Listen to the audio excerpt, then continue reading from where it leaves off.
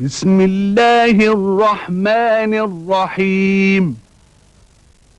كتاب أنزلناه إليك مبارك ليدبروا آياته وليتذكر أولو الألباب. صدق الله العظيم.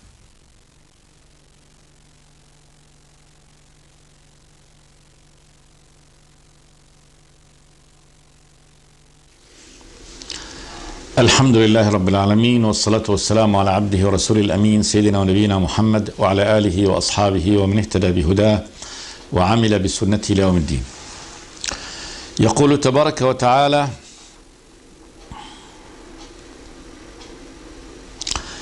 اذهب إلى فرعون إنه طغى قال رب اشرح لي صدري ويسر لي أمري واحلل عقدة من لساني يفقه قولي واجعل لي وزيرا من أهلي هارون أخي أشدد به أزري وأشركه في أمري كي نسبحك كثيرا ونذكرك كثيرا إنك كنت بنا بصيرا.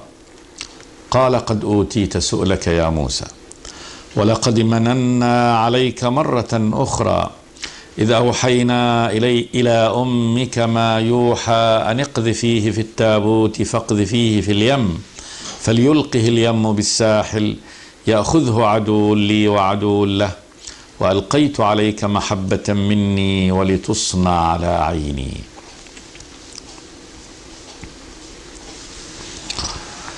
يخبر سبحانه وتعالى أنه نادى عبده ورسوله موسى عليه السلام في الطور عندما كان موسى عائدا من مدين إلى مصر، وأن الله تبارك وتعالى حمله هذه الرسالة.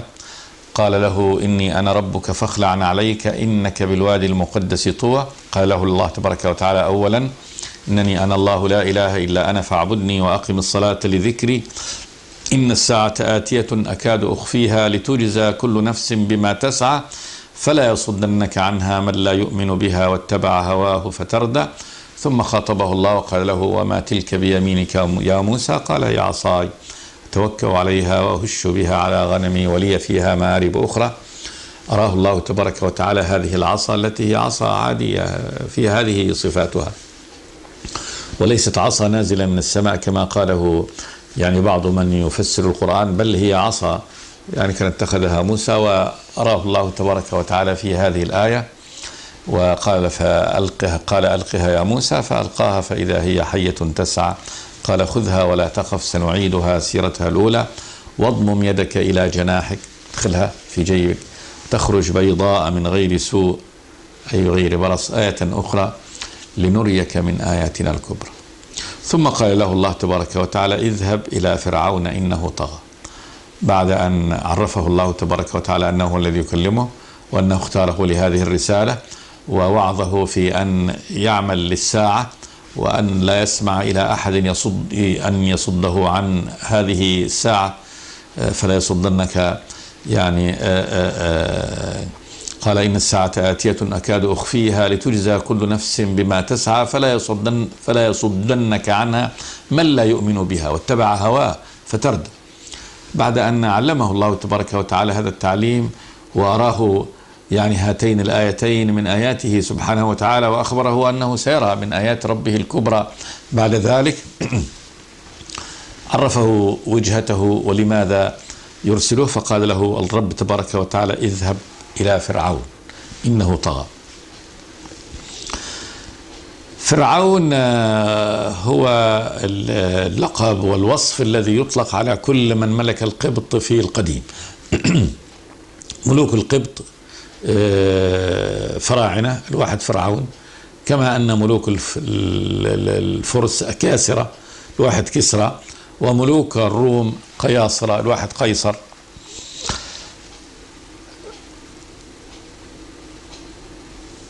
اذهب إلى فرعون إنه طغى.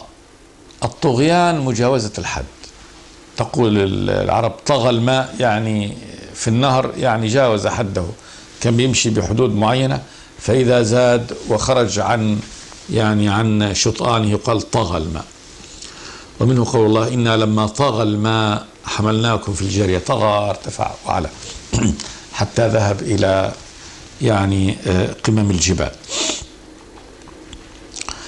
فرعون طغى، جاوز حده بأمور كثيرة جدا. أولا في إعلانه للناس أنه ربهم الأعلى، هو الإله الخالق، هو معبودهم وهو متولي شؤونهم وخالقهم. فقد قال الناس يا أيها الناس ما علمت لكم من إله غير، وأمر الناس بعبادته.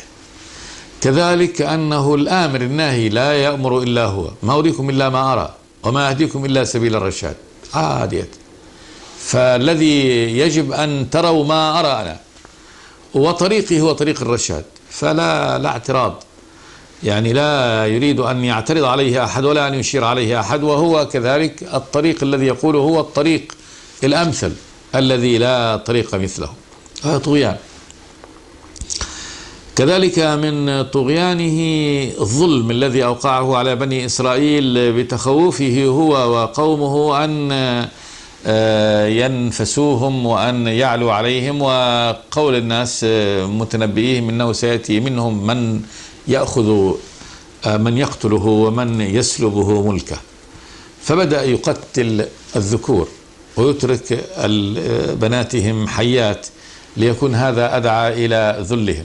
فإن القوم والجماعة التي تكثر نساؤها ويقل ذكورها يكون مدعى إلى أن يذلوا وأن يهانوا.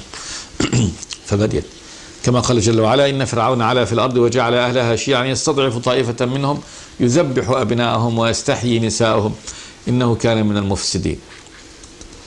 فهذه أنواع من الطغيان، طغى بكل أنواع من الطغيان، جحوده الرب الإله سبحانه وتعالى وجعله نفسه يعني مكان الرب، وأنه هو الرب الذي يأمر وينهى ويستحق العبادة. وكذلك يعني تقسيمه الناس الذين يعيشون في مملكته إلى يعني أقسام شيع، ويأخذ هذه الشيعة بني إسرائيل فيفعل بها المنكرات من قتل الذرية ومن سومهم سوء العذاب. اذهب إلى فرعون إنه طغى. إذن هذه يعني غرض وهدف اختيار الرب سبحانه وتعالى لموسى، وهذا أمر لا شك أنه شاق وصعب. أن رجل مثل موسى وهو من بني إسرائيل من الناس المستضعفين، وأن يذهب إلى هذا الطاغية المتأله المتجبر الذي لا يسمح بأن يعترض عليه، وأنه يقول لقومه أنا لا أريكم إلا ما أرى وما أهديكم إلا سبيل الرشاد، والذي يقتل بني إسرائيل هذا التقتيل ويفعل بهم هذا الصنيع ويذلهم هذا الذل، أن يذهب إليه. يقول الله تبارك وتعالى اذهب إلى فرعون إنه طغى. فما كان من موسى عليه السلام إلا أن قال رب اشرح لي صدري، قبل الأمر وقال رب اشرح لي صدري. وهذا أول دعوة يدعوها وأول طلب يطلبه من الله تبارك وتعالى، يدل على يعني توفيقه وذكائه المفرط وحنكته وفهمه للأمور. فأول شيء قال رب اشرح لي صدري، وشرح الصدر هو توسعته حتى لا يضيق، لأنه لا يقوى على مجابهة هذا الطاغوت العظيم وكذا إلا من كان ذا صدر منشرح يتحمل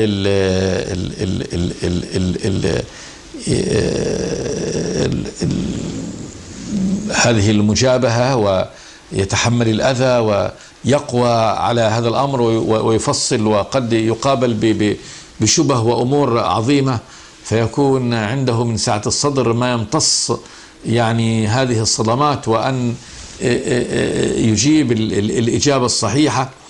فقال رب اشرح لي صدري ويسر لي أمري. أمر شاق صعب يحتاج إلى تيسير الرب سبحانه وتعالى. يسر لي أمري كله، كيف أصل إلى يعني الغاية والهدف بأقصر الطرق وبأحسن الوسائل. ويسر لي أمري، اجعل كل أمري يعني ميسر، وخاصة هذا الأمر اللي هو أمر هذه الرسالة المكلف بها من الرب تبارك وتعالى. واحلل عقدة من لساني يفقه قولي. الحل الفك، يعني ارفع هذه العقدة التي في لساني. عقدة كان ثقيل اللسان، وقيل وسيأتي في حديث الفتور إن شاء الله أنه كان أخذ جمرة من الطبق الذي قدمه فرعون له، قدم له تمر وجمر، لما انتزع خصلة من لحيته وقال هذا الولد هو الذي سيقتلني، فقالت زوجته انه لا يعرف، ما بيعرف التمر من الجمر، فقدم له يعني إنها قال يقدم له التمر والجمر، وإذا أخذ مد يده على التمر يكون هو يعني مدرك ومميز، فمد يده على الجمر، أخذ الجمرة ووضعها في فمه. موسى وهو أخذ يعني قال أخذ جبريل بيده ودعه في الجمر حتى ينجو، فحرقت لسانه فأصبح في لسانه ثقل منذ ذلك الوقت. ومن أجل ذلك بعد ذلك يقول فرعون أمان خير من هذا الذي هو مهين ولا يكاد يبين. ويبدو أنه يعيره بهذا الأمر الأول، وإلا فإن الله تبارك وتعالى قد يعني حل عقدة اللسان. واحلل عقدة من لساني، أي لأستطيع أن أفصح وأتكلم عما أريد، يفقه قولي حتى يفقه عني ما أريد. وطلب مش يسمع قولي بل يفقه قولي، فيوفق إلى أن يقول القول الذي يستطيع هؤلاء أن يفقهوه وأن يفهموه فهما كاملا عنه. ثم قال واجعل لي وزيرا من أهلي. الوزير المعين الذي يتحمل أوزار الأحمال عن يعني الملك، ومنه وزير الملك وهو الذي يتحمل أحمال الملك مع الملك. واجعل لي وزيرا من أهلي، وطلب هذا الوزير أن يكون من أهله لأنهم أقرب إليه، أحرص له على الخير، أكثر عون له من أن يكون هذا المعين الذي يعينه من يعني أناس يعني بعيدين في النسب عنه. ثم اقترح أن يكون أخوه، قال هارون أخي، فاختار أخاه أن يكون هو وزيره، وهو الذي يختاره الله تبارك وتعالى ليكون يعني معينا وعضدا له. اشدد به أزري، طلب من الله تبارك وتعالى أن يختار وأن ينبئ معه وأن يرسل معه أخاه هارون. قال اشدد به، الشد الضم والتقوية، أزري. الأزر أصل الأزر هو موضع الإزار ديت، فكأنه يعني المعنى الإنسان إذا شد موضع الإزار وشد وسطه فإنه يتقوى على الفعل، فيكون هذا الأخ بجواره هو يشد من أزره يقويه يعينه على هذه المهمة الصعبة. وأشركه في أمري، اجعله شريكا معي في هذا الأمر، أمر النبوة والدعوة، دعوة فرعون إلى الله تبارك وتعالى، وكذلك إخراج يعني بني إسرائيل مما هو فيه. وأشركه في أمري كله كي نسبحك كثيرا. افعل بنا هذا يا رب كي نسبحك كثيرا، لنقوم من تسبيحك تسبيحا كثيرا، ونذكرك كثيرا، ونذكر الله تبارك وتعالى ذكرا كثيرا. إنك كنت بنا بصيرا. ثناء على الله تبارك وتعالى، واعتراف من موسى بأنه قد كان في نعمة الله تبارك وتعالى منذ البداية. إنك كنت بنا بصيرا، مبصرا لنا وجابرا لضعفنا. فإن الله تبارك وتعالى طبعا يتذكر موسى بأن الله أنجاه من القتل، وكان على خلص السكين قد اقتربت من عنقه وهو طفل صغير لا يستطيع أن يدفع، فدفع الله تبارك وتعالى عنه. كذلك رباه الله تبارك وتعالى في بيت الفرعون الذي يسعى لقتله، فربي عنده، جعله هو الذي ينفق عليه ويربيه ويجعل يده. جعل أهل فرعون زوجته تعطف عليه، كذلك لما قتل القبطي نجاه الله تبارك وتعالى، لم يستطيع يعني القبط أن يأخذوه وأن يقتلوه، وإنما أنجاه الله. فقد كان به يقول: قد كنت بنا بصيرا، قد كنت يا رب بنا وبأحوالنا بكل هذه الأسرة بصيرا. قال أي الرب الإله سبحانه وتعالى لموسى: قد أوتيت سؤلك يا موسى.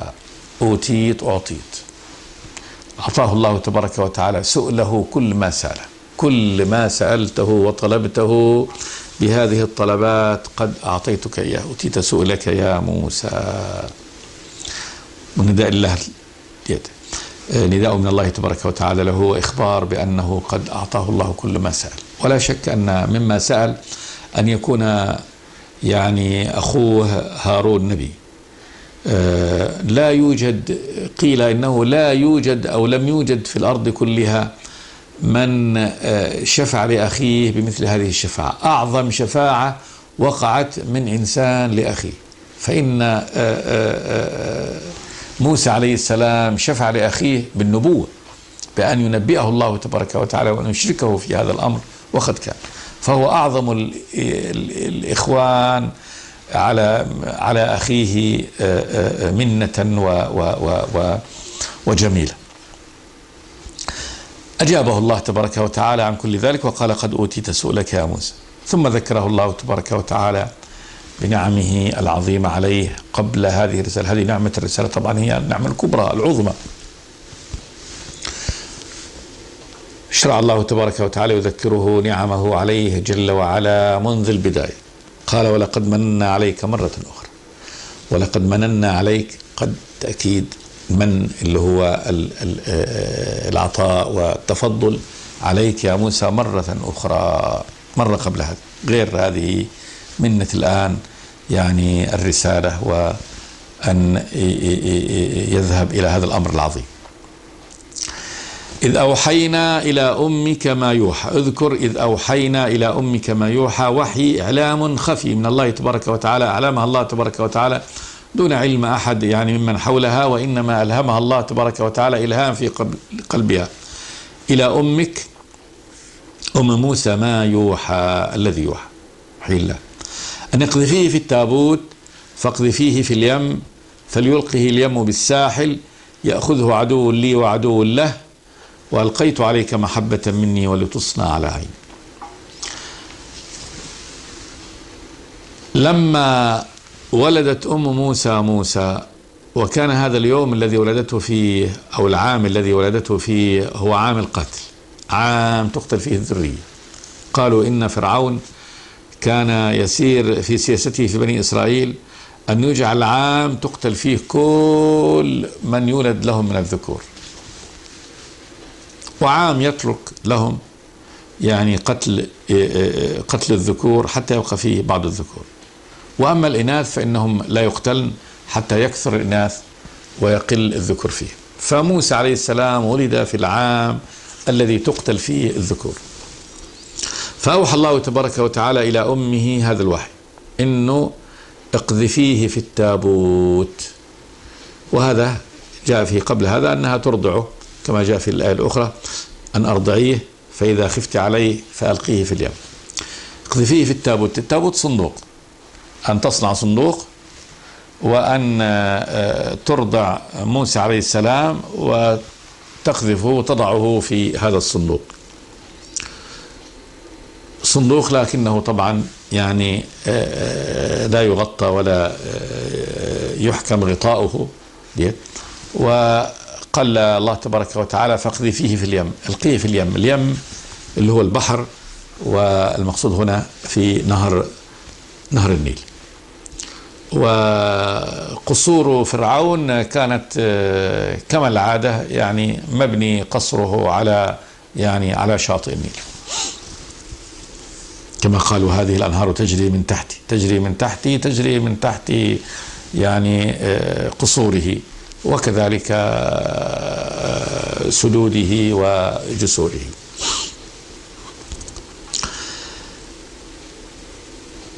أن اقذفيه في التابوت فاقذفيه في اليم فليلقه اليم بالساحل. أمر إلهي، وأن الله تبارك وتعالى سيجعل اليم يحمل هذا الصندوق حتى يوصله إلى الساحل، ساحل البحر. يأخذه عدو لي وعدو له، الذي سيلتقطه ويأخذه عدو لي وعدو له. عدو له لأنه يبحث عن هذه الذرية فيقتله، لكنه يذهب له. وعدو لله تبارك وتعالى لأنه جبار مجرم مدعي الألوهية والربوبية، فهذا أكبر عدو لله تبارك وتعالى، عدوانه على سلطان الرب تبارك وتعالى وادعاؤه أنه هو الرب وأنه الإله وأنه لا إله للناس إلا هو. يأخذه عدو لي وعدو له. والحماية التي حمى الله تبارك وتعالى بها هذا موسى: وألقيت عليك محبة مني. هذه الحماية لم يكن مع موسى عليه السلام وهو طفل صغير، ما مع شيء إلا هذا الصندوق الذي يحمله، لا مع حراس ولا جنود ولا شيء. وإنما الله تبارك وتعالى الحماية التي أرسل له، يعني أرسلها معه، إنه كل من رآه وقع في قلبي أحبه. وألقيت عليك محبة مني، هي محبة من الله تبارك وتعالى ومحبة في قلوب العباد، ما يراه أحد إلا ويحبه إلا فرعون، إلا فرعون العدو. فالله تبارك وتعالى ألقى عليه هذه المحبة التي يحمى بها، وإنه هذا الولد ما ليس أهلا للقتل. عندما يأتوا ليقتلوه يقولوا أبدا هذا الغلام ما يستحق القتل. وألقيت عليك محبة مني ولتصنع على عيني. تصنع، صناعة يصنعه الله تبارك وتعالى. صنع هذا البناء، يبنى بناء ويربى تربية على عيني، على عين الله تبارك وتعالى، يعني تحت سمع الله تبارك وتعالى وتحت بصر الله تبارك وتعالى. فهو الذي يعتني به ويربيه سبحانه وتعالى ويهيئ كل الأسباب لينشأ النشأة التي يريدها الله تبارك وتعالى له، من أن يحمل هذه الرسالة، من أن يكون مخلصا لبني إسرائيل. ولتصنع على عيني، هذه الصناعة حفظي ورعايتي وكلاءتي، وأن كل الذي يعني يعتبرك إنما هي صناعة من الرب تبارك وتعالى.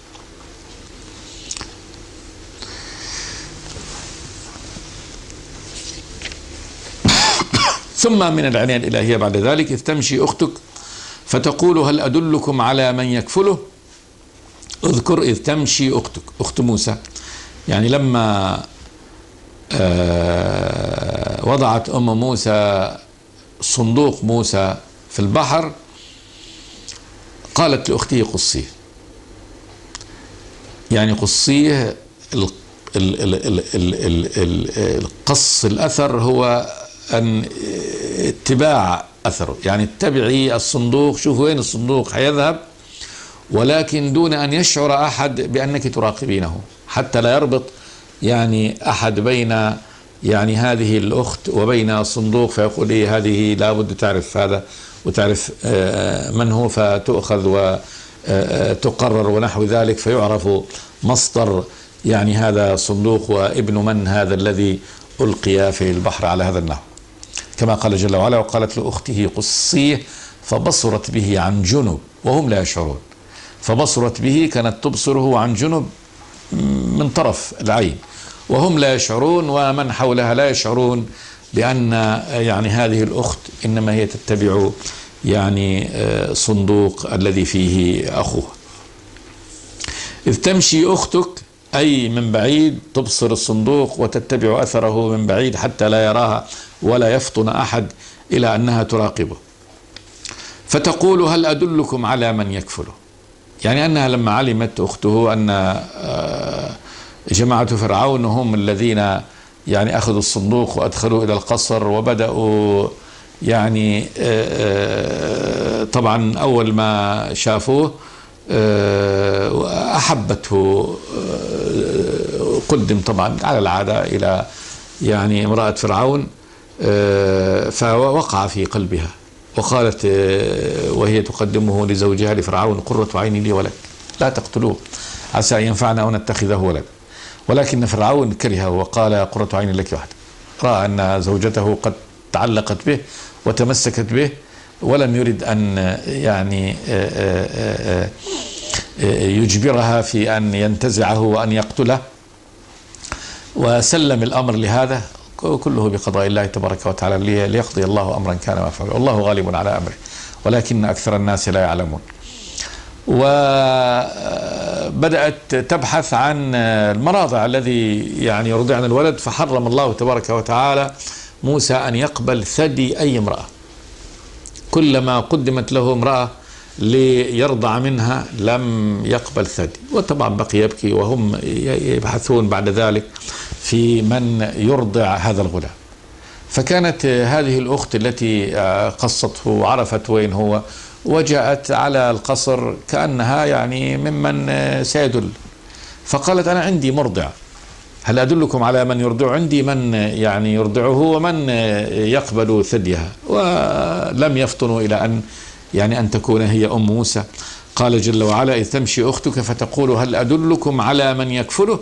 قالت لي يعني امرأة فرعون وصفاتها: هل أدلكم على من يكفل هذا الغلام ويقوم بحفظه ورعايته؟ قال جل وعلا: فرجعناك إلى أمك كي تقر عينها ولا تحزن. رجع بعد ذلك، بعد هذه الرحلة يعني التي كان يخاف عليه من الموت في كل شيء، الموت في غرقا، الموت من فرعون، فإنه قد وضع في يد الذي الآمر بقتل الذرية، ولكن الله تبارك وتعالى أنجاه وأرجعه سليما معافا إلى أمه، ولتكون أمه في القصر وعند فرعون. فرجعناك إلى أمك كي تقر عينها ولا تحزن. هذه رحمة من الله تبارك وتعالى ورفق بهذه الأم الملهوفة على ابنها والتي كانت تخاف عليه من القتل أو الغرق، فربنا سبحانه وتعالى أرجعه إليه. فكذلك هذا من عناية الرب سبحانه وتعالى ورأفته ورحمته بأم موسى. ثم قال له الله تبارك وتعالى: وقتلت نفسا فنجيناك من الغم. كبر موسى. يذكر الله تبارك وتعالى موسى كذلك بنعمة أخرى من إنعامه وإفضاله عليه، بأنه عندما قتل نفس، وقصة قتله نفسه فصلها الله تبارك وتعالى في سورة القصص، وهو أنه دخل مرة يعني المدينة في غفلة من أهلها، كان يظهر الوقت ظهيرة وقت جديد، وأنه وجد فيها رجلين يقتتلان، هذا من شيعته يعني إسرائيلي بني إسرائيل، وهذا من عدوه من الأقباط، وأن الإسرائيلي استغاث بموسى وأن يغيثه على هذا، فجاء موسى دفع، قال جل وعلا: فوكزه موسى فقضى عليه.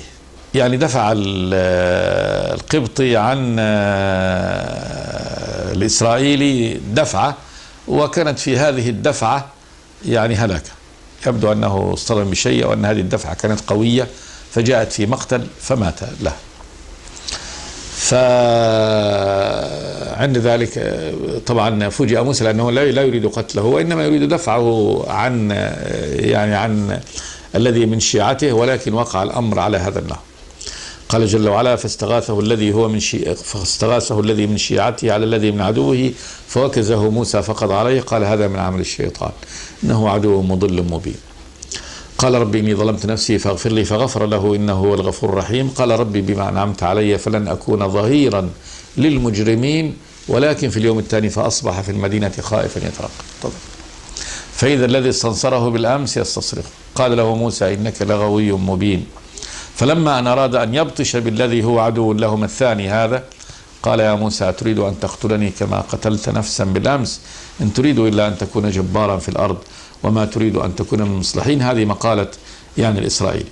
ثم جاء رجل من قوم فرعون كان يحب موسى ويعطف عليه، قال له: إن الملأ يأتمرون بك ليقتلوك.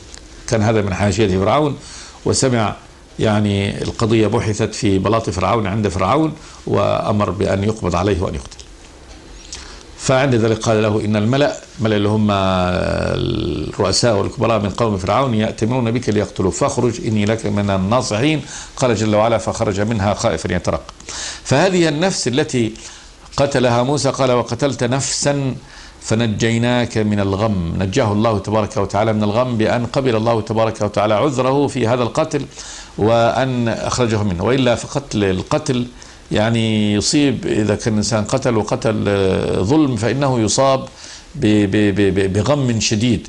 أن نجاه الله تبارك وتعالى من هذه وقبل يعني عذره وقبل مغفرته سبحانه وتعالى. قال فنجيناك من الغم، ثم قال جل وعلا وفتناك فتونا. فتناك اختبرناك فتونا عظيمة. وهذا الفتون له حديث طويل من كلام ابن عباس رضي الله تعالى عنه، نعود إليه إن شاء الله في الحلقة الآتية. استغفر الله لي ولكم من كل ذنب، وصلى الله وسلم على عبده ورسوله محمد. بسم الله الرحمن الرحيم. كتاب أنزلناه إليك مبارك ليدبروا آياته وليتذكر أولو الألباب. صدق الله العظيم.